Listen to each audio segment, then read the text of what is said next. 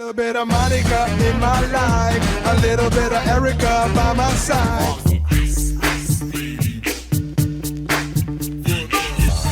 sexy for my shirt, too sexy for my shirt. Oh, tainted love, tainted love. I had my bodyguards who had guns, and they had their people which had guns, and they had us outpowered and outnumbered. What really happens when the spotlight hits too bright and fast? 1 minute you're blasting on every radio, the next you're fighting lawsuits, broke deals, and fans who moved on overnight. These one-hit wonders tasted fame but couldn't escape the drama. Stolen riffs, messy scandals, shady contracts, even fights on stage. Some flipped the chaos into side hustles, others just disappeared. But trust me, the tea is really hot. So grab your snack, let's spill on the wild, messy, and unforgettable stories behind the stars you probably won't ever see again. A little bit of you makes me your man. Lou Bega? Did you know Lou Bega once got dragged for basically stealing the whole vibe of Mambo No. 5? Yup, the catchy hit that made him a star in 1999 wasn't fully his creation. It was originally a 1949 instrumental by Damaso Perez Prado, and Lou just sprinkled his lyrics over it. Instrumental piece from the 50s. And that instrumental piece was Perez Prado, Mambo Numero 5. And the rhythm of the original instrumental piece was so overwhelming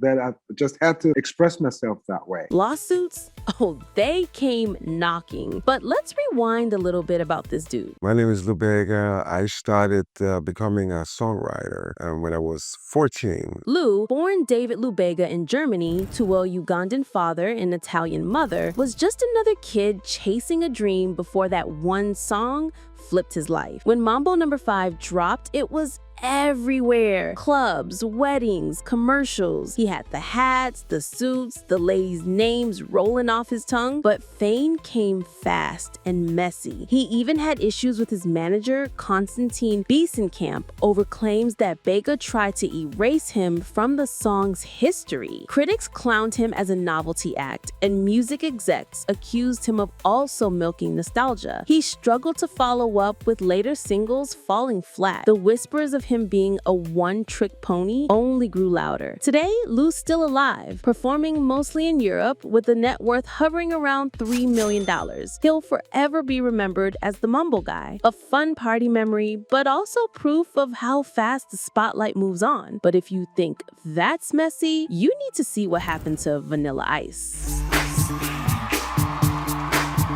Vanilla Ice. Can you believe Vanilla Ice's entire career almost got destroyed over one bass line? Yup, Ice Ice Baby blew up in 1990, but Queen and David Bowie's team weren't laughing when they heard that suspiciously familiar riff from Under Pressure. Lawsuits came fast, and Vanilla's excuse that his version was different became the punchline of the decade. We sampled them from him, but it's not the same bass line. Like he goes ding ding ding ding ding ding ding ding ding ding ding. Born Robert Van Winkle in Dallas, Texas, he grew up skating, rapping, and battling through a rough childhood before landing that one monster hit. Crossed the finish line when he became the first rapper ever to hit #1 on the pop singles charts. Ice Ice Baby was the first hip-hop single to top the Billboard Hot 100, and for a moment, Vanilla was the face of rap in suburban America. I'll solve it. Check out the hook when my DJ revolves. But fame wasn't kind. Critics dragged him as fake. Suge Knight allegedly shook him down over royalties. The story that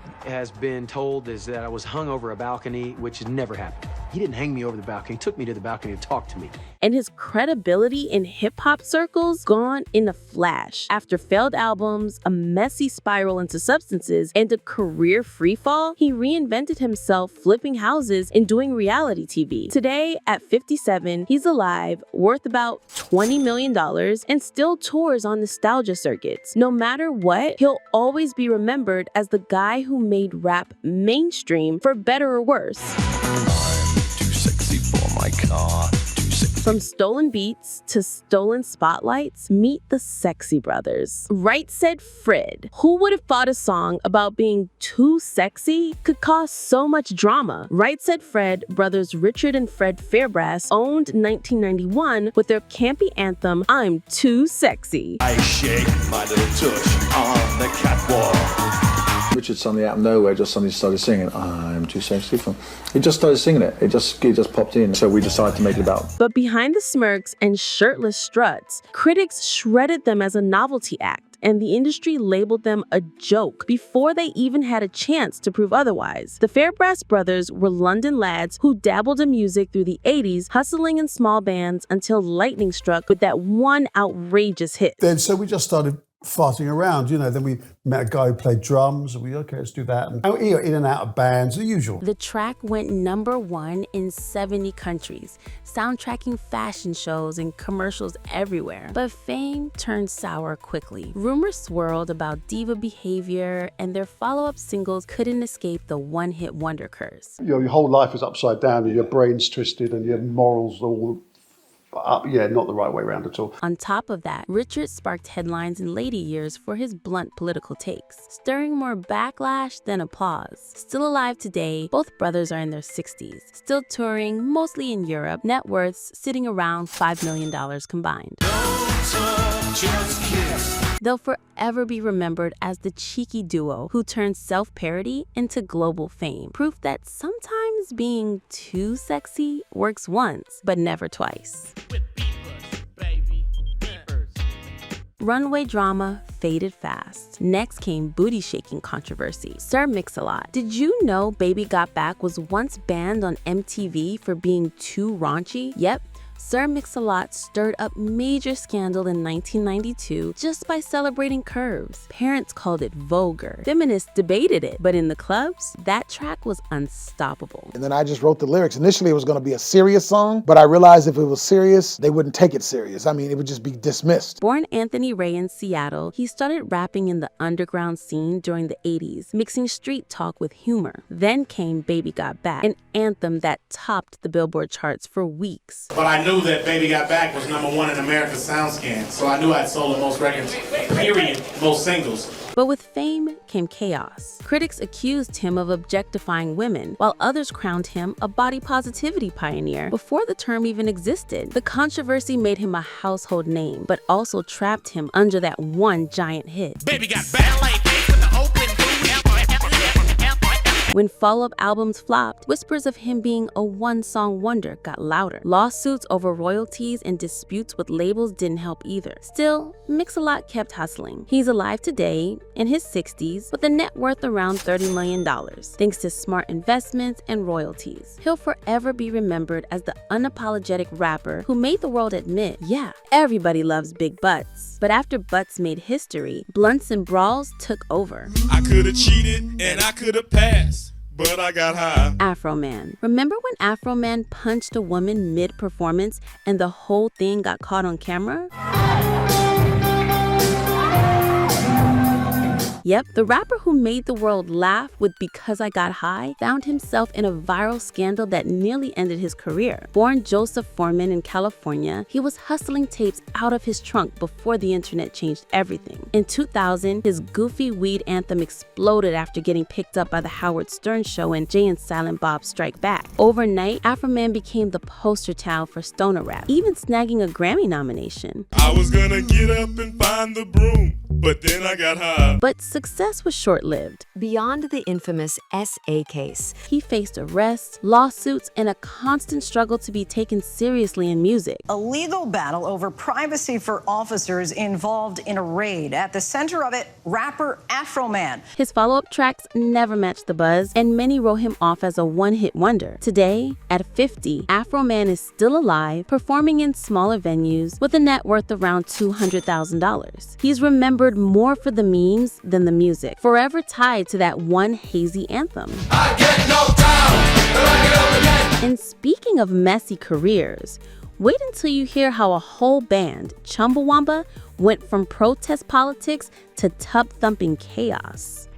Chumbawamba, can you believe Chumbawamba once told fans to steal their album instead of buying it? Yep, the same band that gave us the drunken party anthem Tub Thumping in 1997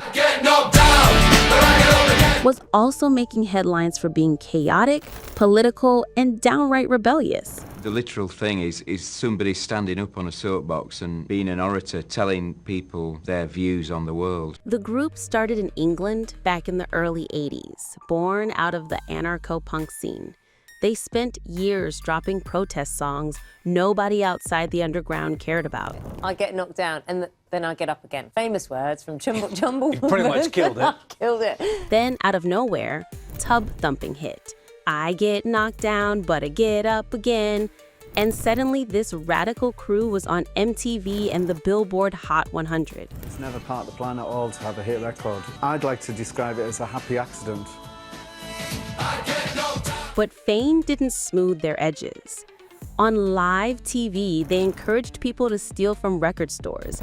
And during the Brit Awards, one member straight up dumped a jug of ice water on Deputy Prime Minister John Prescott.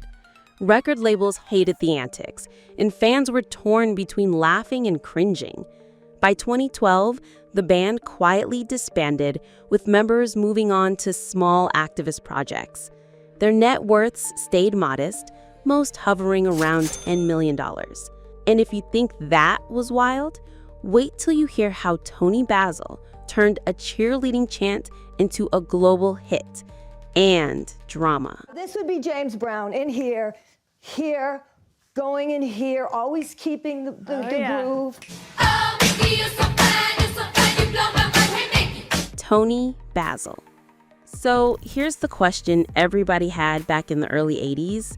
Was Toni Basil a singer who stumbled into a hit, or just a cheerleader who got too lucky?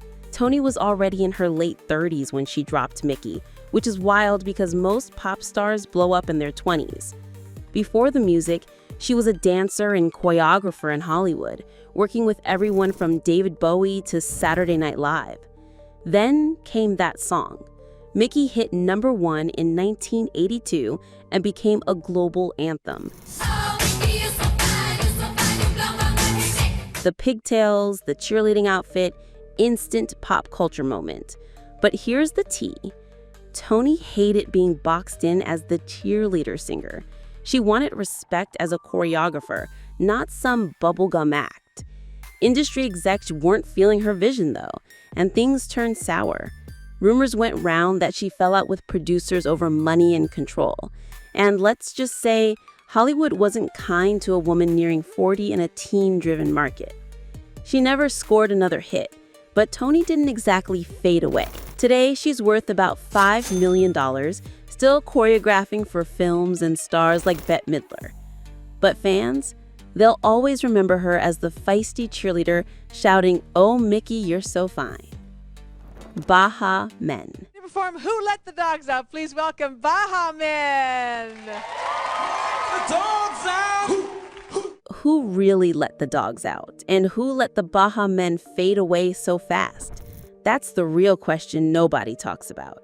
These guys came straight out of Nassau, Bahamas, hustling through the Caribbean music scene before the world suddenly went barking mad in 2000. It originated in Trinidad, but we infused the sounds of the Bahamas into this record and the vibe and the energy of the band. Their goofy, infectious anthem, Who Let the Dogs Out, didn't just play on the radio. It invaded every stadium, every commercial, every kid's party. Did you think, Dyson, that it would have been such an iconic song when you first made it? No, we had no clue. The song even won a Grammy. But behind the hype, the Baha Men weren't exactly living the dream. Rumors flew that they barely saw profits from the hit, with most of the money tied up in messy label deals. And let's be real, after that one track, nobody cared about the rest of their music. By the mid-2000s, the group had crashed. Members quietly left chasing solo projects that never clicked.